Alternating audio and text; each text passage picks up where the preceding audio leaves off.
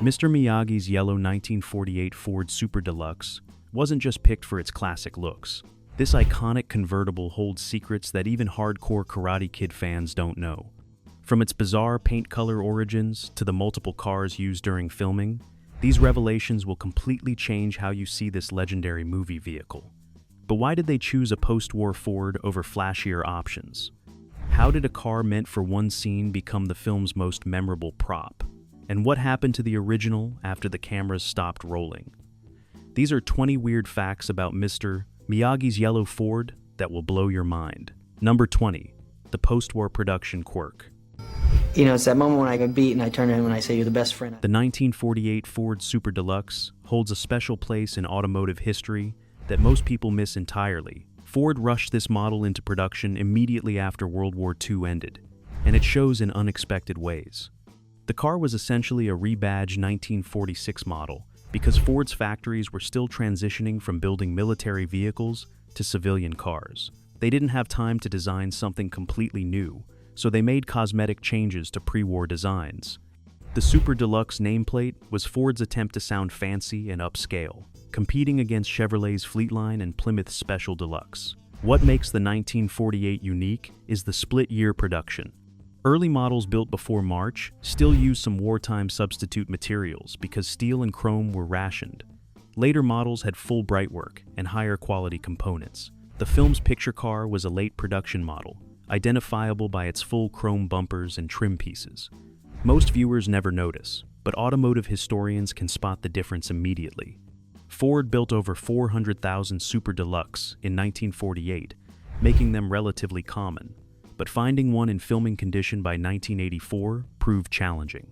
The production designer specifically wanted a convertible, which accounted for only about 12% of total production.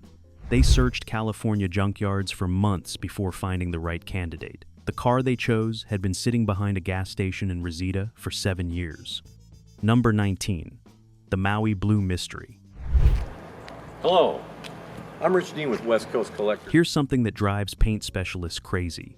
That iconic yellow wasn't yellow at all, at least not initially.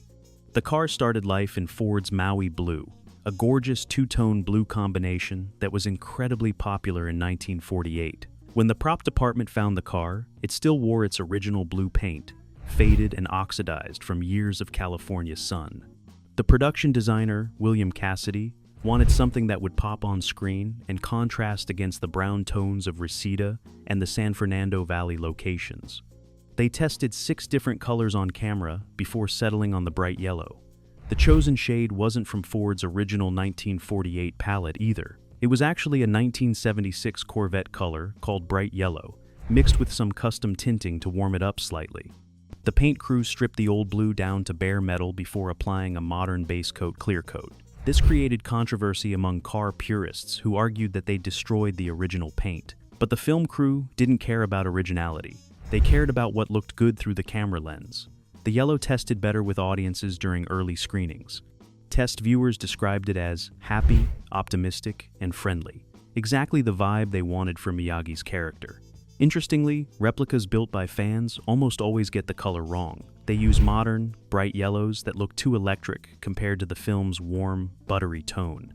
Number 18, the forgotten hardtop double. Lesson for whole life. Everyone remembers the yellow convertible, but nobody talks about the hardtop twin. Production actually used 2 completely different body styles during filming. The convertible served as the hero car for all scenes, showing the car with the top down, or featuring Daniel and Miyagi together. But they also had a matching yellow hardtop sedan for specific shots. Why the deception? Insurance and weather. Convertibles are nightmares for film productions. They leak when it rains unexpectedly. The tops tear easily. They're harder to light for interior dialogue scenes because the folded top creates weird shadows. The hardtop solved all these problems. Whenever they needed interior dialogue shots, they used the hardtop and carefully framed it to hide the solid roof. Watch the film closely, and you can spot it. The scene where Miyagi first picks up Daniel has different window frames between angles. The continuity supervisor tried hard to match both cars, but the differences are there if you know what to look for. The hardtop also served as the backup car. If the convertible broke down during filming, they could quickly swap vehicles. This happened twice during production. Once the convertible's generator failed during the birthday cake scene, they switched to the hardtop for wide shots, and nobody noticed. The hardtop's fate remains unknown. While the convertible survived, the sedan vanished after filming. Production records show it was returned to a rental company. Then the trail goes cold. Number 17. The Flathead's final performance. Listen to this, baby!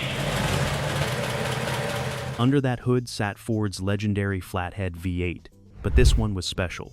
The 239 cubic inch engine was in its final year of production. Ford had been building Flathead V8s since 1932, and by 1948, the design was ancient by automotive standards. But it was bulletproof and reliable, which mattered more than horsepower for a film car. The movie car's engine had been rebuilt by a speed shop in Van Nuys specifically for the production. They didn't make it faster, they made it dependable. New rings, bearings, valves, and everything that could fail were replaced. The engine had to start every single time on camera, no exceptions. Film productions can't wait around for temperamental engines. They also modified it to run quieter. Original Flatheads sound wonderful with their distinctive rumble, but that rumble drowns out dialogue. The film's sound department needed clean audio for the many car conversation scenes, so the exhaust system got packed with extra baffles and sound-deadening material. This made the car noticeably quieter, but killed any performance potential. The engine made 100 horsepower, which was adequate for putting around Reseda, but nothing special. Interestingly, the Flathead became a problem during the birthday scene. The engine kept vapor locking under the hot lights. Vapor lock occurs when fuel boils in the lines, creating bubbles that starve the engine. They had to ice down the fuel pump between takes to keep it running. Number 16. The birthday cake engineering feat. That birthday cake scene required more engineering than you'd think. The production designer didn't just stick a cake on the car and drive carefully. They built an entire stabilization system hidden under the hood. A custom platform was fabricated from aluminum and mounted to the hood, using the existing hood ornament holes and trim clip locations.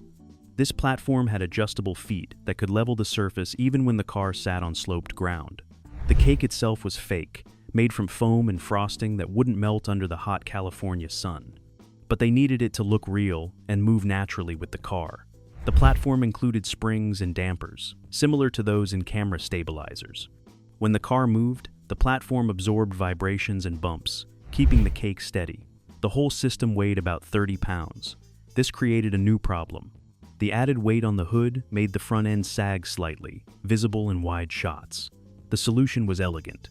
They pumped up the front tires to maximum pressure and temporarily added stiffer springs. After filming the birthday sequence, everything came off, and the car returned to normal. The platform was used again for other scenes, requiring props on the hood, though nothing as memorable as the birthday cake. What viewers see as a simple, sweet moment actually needed a team of 3 people just to manage the stabilization rig between takes.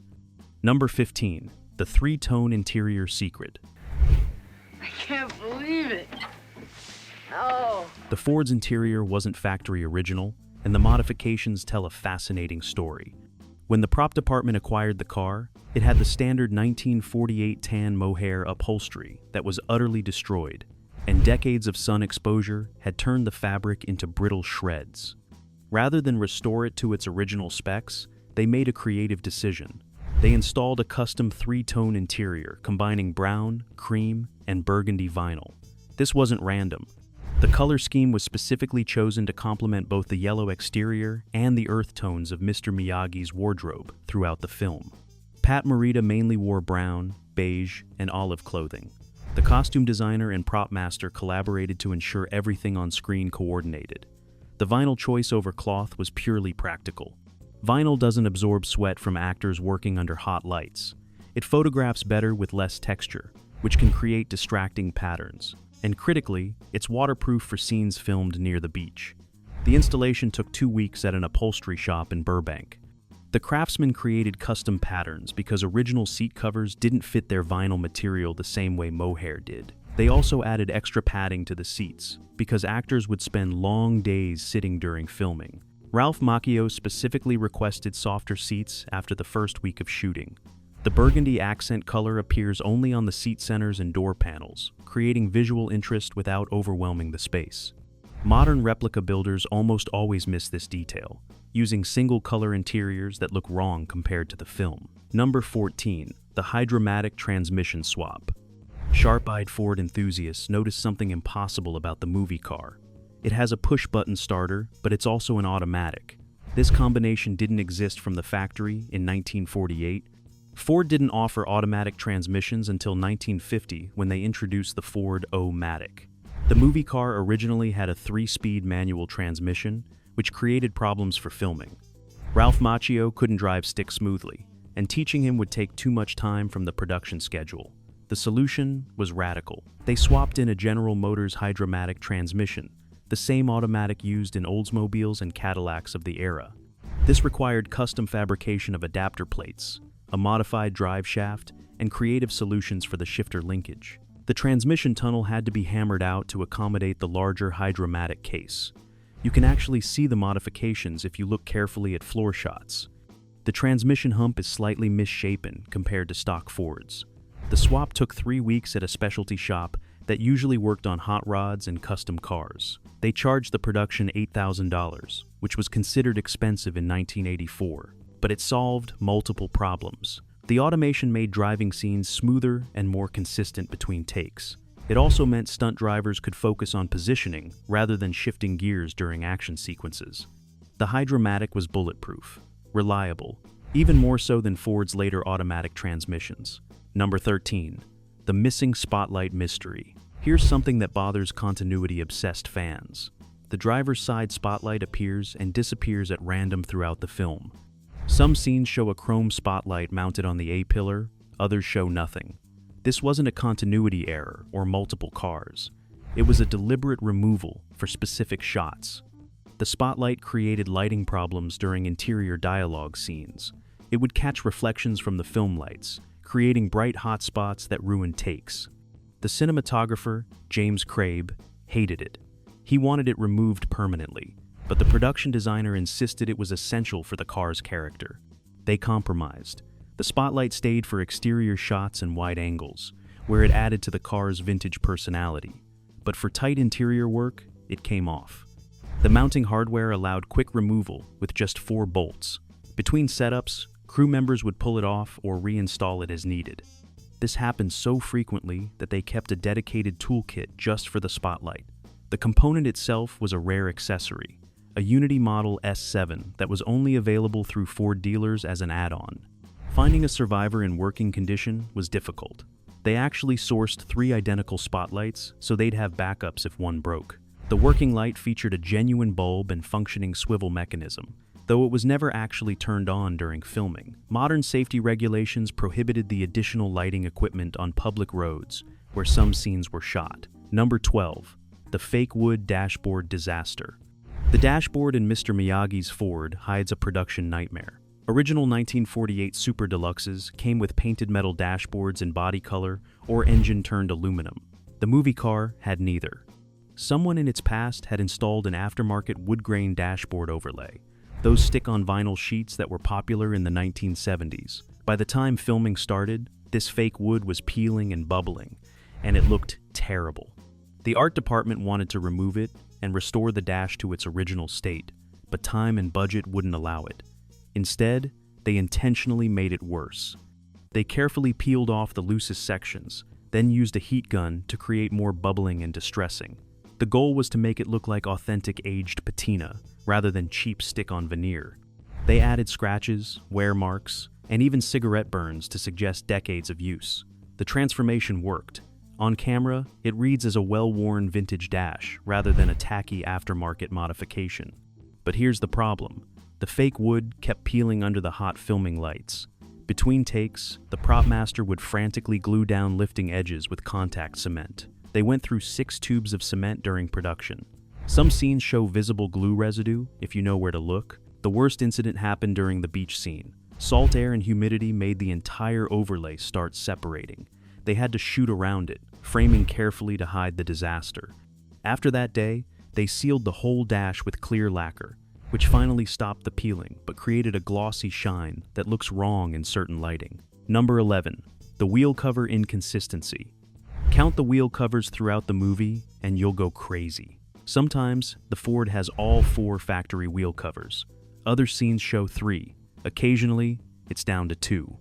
One scene shows none at all, just bare steel wheels. This wasn't because they kept falling off, though they did. The production used wheel covers strategically based on what each scene required. Action scenes with any driving risk used bare wheels or cheap reproduction covers. The original Ford wheel covers from 1948 are surprisingly valuable to collectors, worth $300 to $500 each in good condition. The production couldn't risk destroying them. For static dialogue scenes or carefully controlled driving, the real covers went on. They made the car look more authentic and period correct. But for anything involving curbs, rough roads, or stunt work, off they came. The continuity supervisor tried tracking which configuration appeared in which scene, but eventually gave up. With multiple shooting days out of sequence and 2 different cars, keeping track became impossible. The bare wheel scenes actually created an unexpected benefit. They made the car look more worn and realistic, suggesting Mr. Miyagi drove it hard and didn't worry about cosmetic details. Some replica builders intentionally run their cars without wheel covers, thinking that's screen accurate. They don't realize it was just a matter of production pragmatism. The original wheel covers survived filming and were kept by the prop master as souvenirs. They showed up at auction in 2012, selling for $8,000 as a set. Number 10. The wax-on, wax-off Polish problem. The famous wax-on, wax-off training montage created an unexpected problem for the picture car. Daniel spends days waxing Mr. Miyagi's cars, including the yellow Ford. The production needed the car to look progressively shinier as the montage continues, showing Daniel's hard work paying off. But film shoots don't happen in sequence.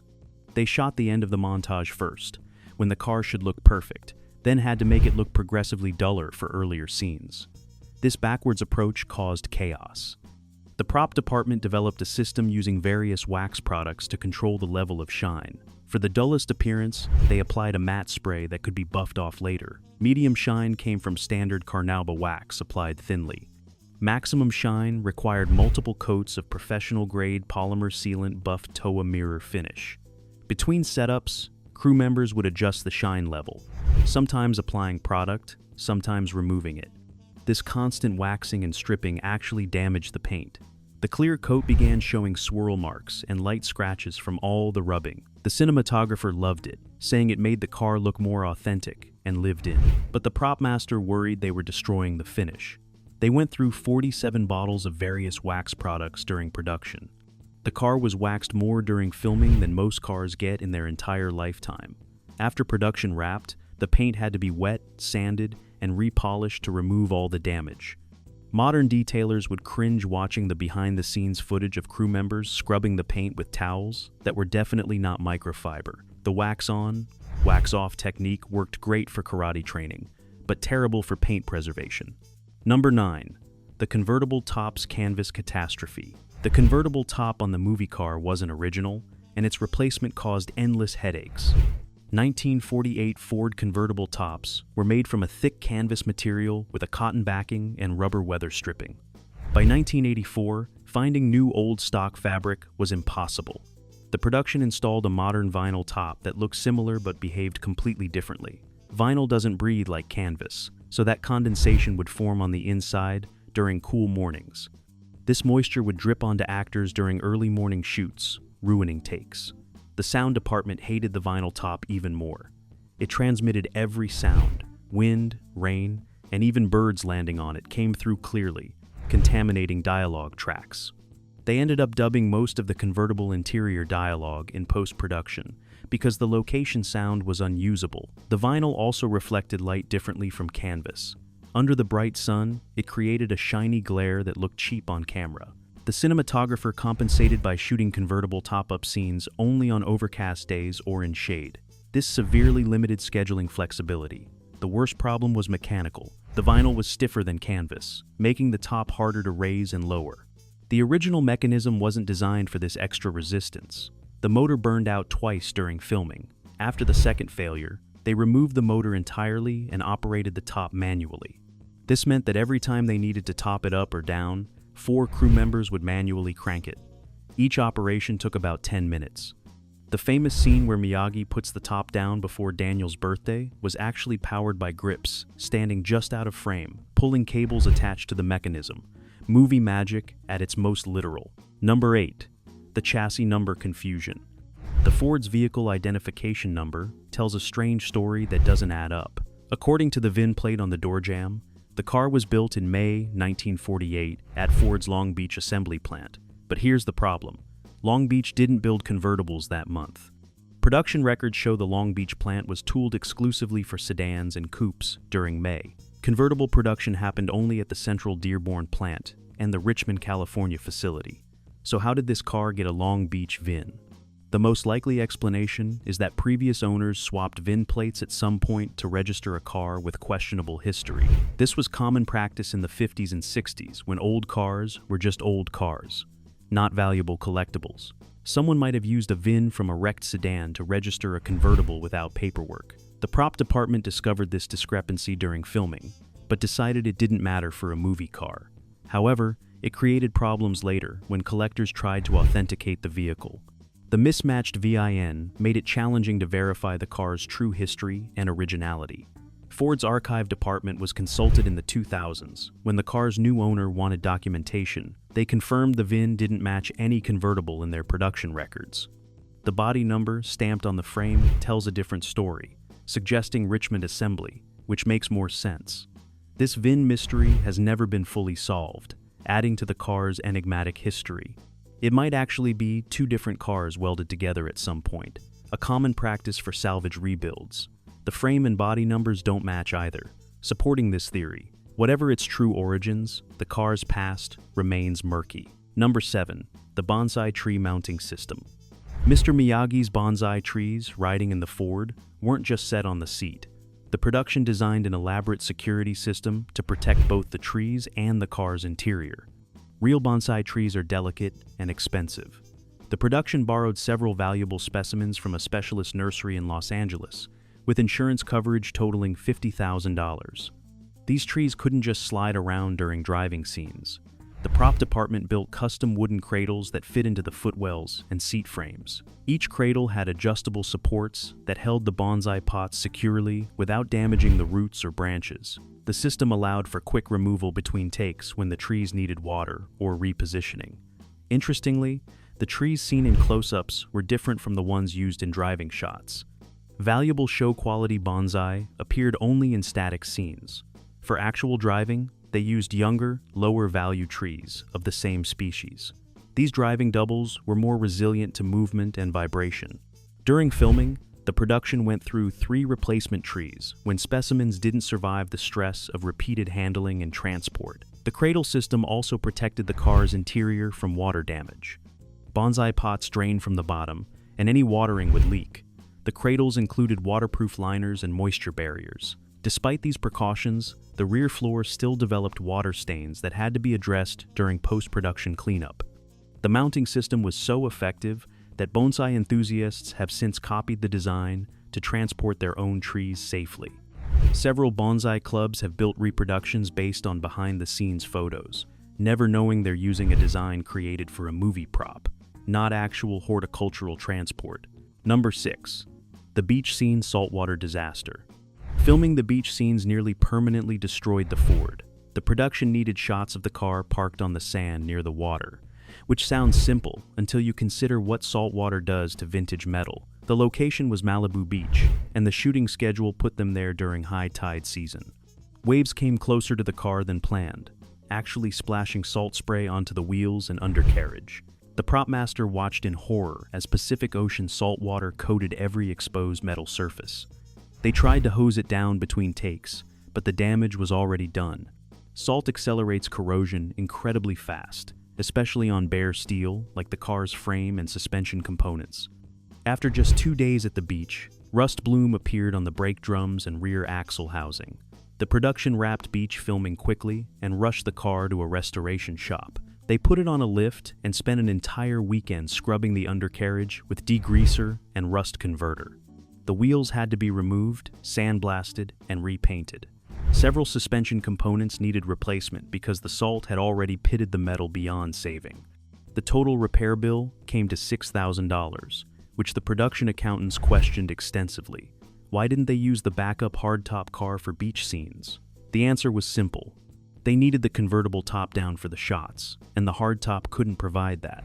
In hindsight, they should have built a fiberglass replica just for the beach. Instead, they risked and nearly ruined an increasingly valuable vintage automobile. The saltwater exposure significantly shortened the car's life, creating rust issues that plagued every subsequent owner for decades. Number 5. The steering wheel swap nobody noticed. The Ford steering wheel changes between scenes, and almost nobody has ever noticed. The original 1948 steering wheel was a large diameter black plastic unit with a chrome horn ring. It was period correct, but created problems for filming. The large diameter made it difficult to frame shots that clearly showed both the driver and the passenger. The wheel blocked too much of the actors' faces during dialogue. The solution was swapping in a smaller aftermarket wheel for interior dialogue scenes. They chose a Grant GT Sport wheel, which was popular in the 1980s but completely wrong for a 1948 Ford. The smaller diameter opened up the frame, allowing better camera angles and clearer views of the actors' expressions. For exterior shots and wide angles where the wheel wasn't prominent, they reinstalled the original.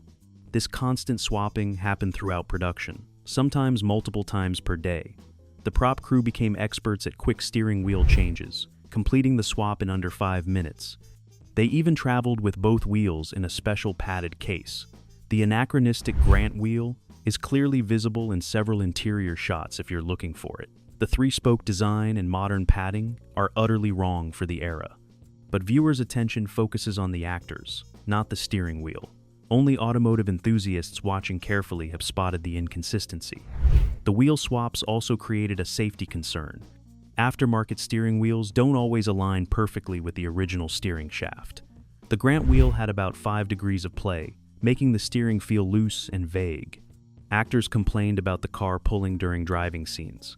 The loose steering was actually due to a mismatched wheel, not the car's suspension or alignment. This problem went unsolved throughout filming. Number 4. The trunk modification for equipment. The trunk of Mr. Miyagi's Ford underwent extensive modifications that viewers never see. The production needed to mount camera equipment and lighting inside the trunk for certain shots, but the original trunk was completely stock with no reinforcement. The floor pan was thin steel that would never support heavy cinema cameras and batteries. The solution was fabricating a false floor from 3/4-inch plywood reinforced with steel brackets. This platform distributed weight across the trunk's frame rails rather than the weak floor pan. The modification was so well done that it looked factory original when the trunk lid closed. They even wrapped it in period-correct trunk mat material to maintain authenticity during the few shots showing the open trunk. The platform created another benefit. It raised the floor about 4 inches, creating a hidden compartment underneath. This space held batteries for portable lights, radio microphones for the actors, and even snacks for the crew during long shooting days. The platform was modular, with removable sections that allowed access to the spare tire and jack storage. This was crucial because they actually needed the spare during filming when the car got a flat tire on location. The trunk modification added about 60 pounds to the car's rear end, noticeably affecting handling. The rear suspension sagged slightly, requiring the addition of air shocks to level the vehicle. These modern shocks were completely hidden, but helped maintain proper ride height regardless of how much equipment was loaded in the trunk. The entire modification cost $4,000 and took a week to fabricate and install properly. After filming, the platform remained in the car for years because removing it would have damaged the trunk's interior. Number 3. The radio that never played. The Ford's dashboard radio is a beautiful period-correct Motorola unit, but it's completely non-functional and was never meant to work. Original 1948 radios used vacuum tubes and required special power supplies that modern 12-volt electrical systems couldn't support. The radio in the movie car was just a display piece, gutted of all internals. The production initially wanted a working radio for scenes where Miyagi and Daniel would listen to music while driving. But restoring a vintage radio to functional status would have required extensive electrical modifications and custom power supplies, costing thousands of dollars. Instead, they took a different approach. For scenes requiring music, they installed a modern cassette player hidden under the seat. Speakers were mounted behind the kick panels where they wouldn't be visible on camera. An actor could reach down and control the hidden player while pretending to adjust the vintage radio's knobs. This worked for wide shots, but created problems in close-ups. The radio's dial face showed AM frequencies, but the music playing was clearly FM quality. Sound mixers had to be careful about which music they used to avoid this anachronism being too obvious. The fake radio also had no antenna connection. The original antenna had broken off years before filming, leaving just a hole in the cowl. Rather than replace it with a period-correct antenna, they simply plugged the hole. This meant even if the radio had worked, it couldn't receive signals. Eagle-eyed viewers noticed the missing antenna in several shots. The radio's backlight didn't work either, creating continuity problems during night scenes. They addressed this by carefully positioning external lights to create the illusion of dashboard illumination without directly showing the dark radio face. Number 2. The insurance company's special rider. Insuring the Ford for film production created unprecedented challenges. Standard movie car. Insurance didn't cover vehicles over 30 years old, being driven on public roads with actors at the wheel. The production's insurance company initially refused coverage entirely, considering the car too valuable and too risky. After extensive negotiations, they agreed to a special policy with unusual conditions. The coverage required 2 professional stunt drivers to be on set whenever the car was running, even for simple scenes like pulling into a driveway. One driver would supervise, the other would be ready to take over if any difficult driving was needed.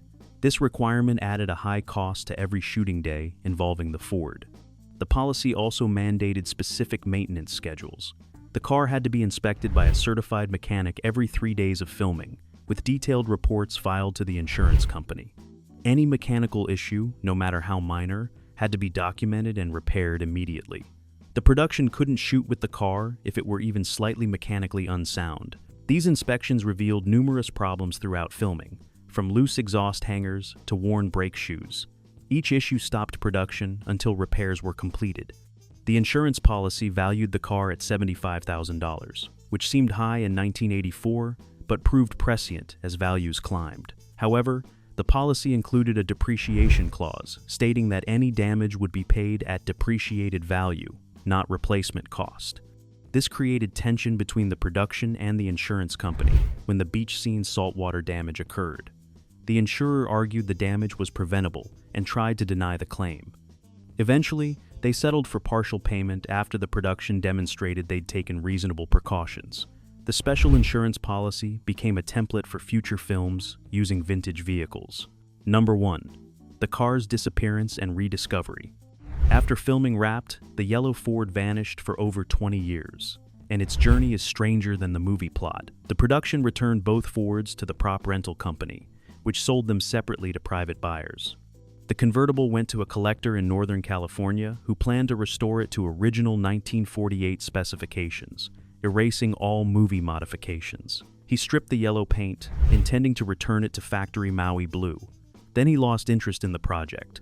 The partially stripped car sat in his warehouse from 1986 until 2003, slowly deteriorating. Paint was half removed, interior was removed for restoration that never happened, and parts were scattered across multiple storage units. Meanwhile, Karate Kid fans desperately searched for the iconic car, not knowing it was sitting dismantled and forgotten.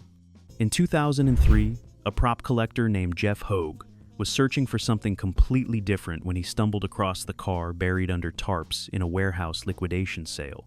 He recognized it immediately from the VIN and the remaining yellow paint on the door jambs. The car was in terrible condition, worse than when the production had found it in 1984. Hogue bought it for $12,000, which seemed expensive for a parts car, but reasonable for movie history. He spent the next 2 years researching exactly how the car appeared in the film, tracking down crew members and examining high-resolution scans of the movie. The restoration cost exceeded $90,000, far more than the car was worth as just a vintage Ford. But as a piece of cinema history, the value was incalculable. The restored car debuted at a Karate Kid reunion event in 2007, bringing Ralph Macchio to tears when he saw it. The vehicle now appears at select events, valued at over $300,000, proving Mr. Miyagi's lesson that some things are worth more than money.